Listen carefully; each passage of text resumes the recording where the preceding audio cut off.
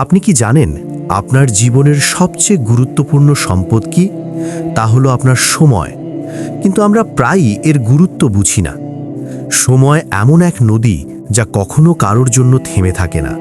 আমরা শুধু দর্শক হয়ে দেখি। কিন্তু প্রশ্ন হলো, আমরা কি শুধু দর্শক হয়েই থাকব, নাকি সেই স্রোতের সঙ্গেই নিজেদের গন্তব্যের দিকে এগিয়ে যাব? সময় এক মুদ্রা যা দিয়ে আপনি আপনার জীবনকে কিনতে পারেন।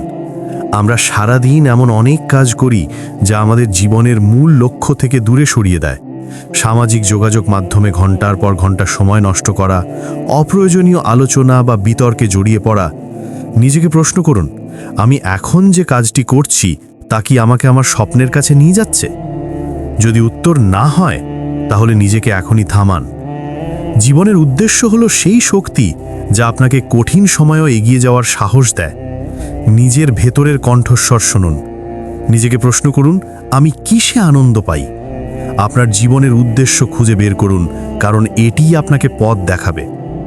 মনে রাখবেন, জীবনটা আপনার, এর লেখকও আপনি। আপনি আপনার গল্পের প্রতিটি পাতা কিভাবে লিখবেন তা আপনারই হাতে। নীরবে কাজ করুন, কাজই আপনার পরিচয় হয়ে উঠুক।